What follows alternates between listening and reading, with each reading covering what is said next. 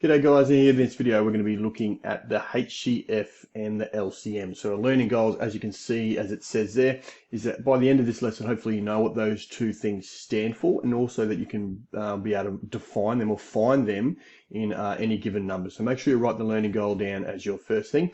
Firstly, before we continue, it's important that you do understand what the difference is between a factor and a multiple. So if you, we had done that in the previous lesson, so if you need to go back just to remind yourself, please do so with that.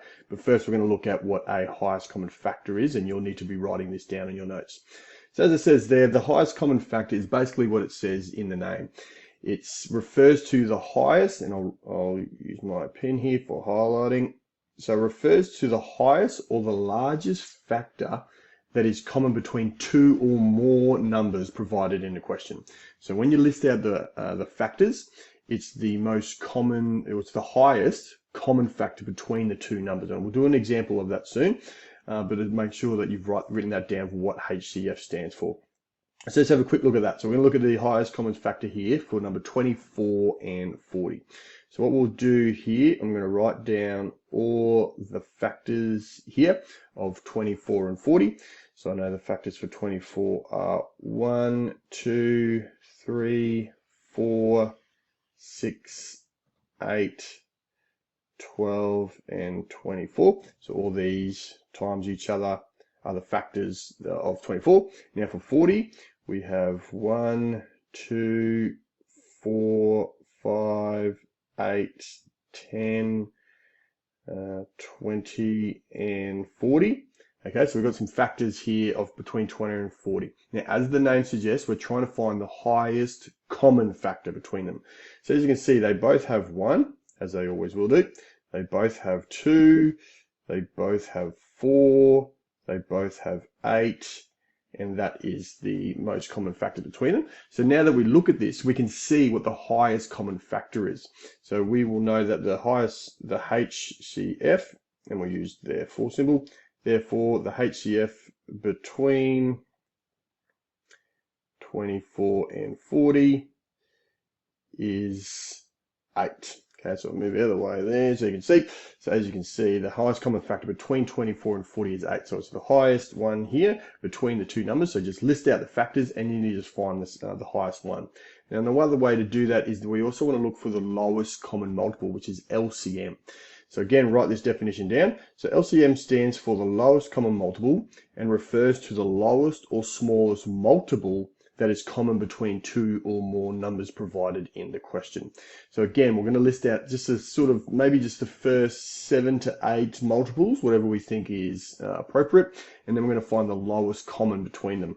So if we had 12 and 20, and we can just list out now the multiples. So we have 12, 24, 36, 48, 60, 72, 84, hopefully that should be enough. And now we can just list the multiples of 20 as well. So we got 20, 40, 60, 80, 100, 120. Okay, so we'll do that. And now we want to find the lowest common multiple between them. So as I scan through, okay, there's no 12, there's no 20, 36, no, 48, no, 60. Oh, I can see that there's a 60 here and a 60 here. And that is, as you can see, the lowest common multiple between the two numbers. So then we just simply write therefore LCM equals 60. So that's how you find the lowest common multiple and also the highest common factor. But I've got a quick little hack for you. If you struggle with finding the LCM, writing it out, I'm going to give you a quick hack which will help you identify that. So if you want to find the LCM of two numbers, what you can always do is if you just divide, you can multiply the two numbers together. So in this case, it's 20 and 12. So we can multiply those two numbers together, and then you can divide it by their HCF. So if you know what their HCF, so if you've got this question and it says what's the LCM and HCF, maybe if you do the HCF first and you can find the highest common factor, you'll then easily be able to work out what the lowest common multiple is. So in this case, the LCM of 20 and 12 is, so we know that the HCF is 4. So basically all you do is 20 times 12, and then you'll divide that by 4. And if we do that, you'll be able to work out that that is 60. Okay, so that's sort of a hack way that you might be able to find the LCM in a quicker way. Just find the HCF, and then you'll be able to divide that to get your LCM there. So make sure you've got a good understanding of our learning goals, that you know what those two are.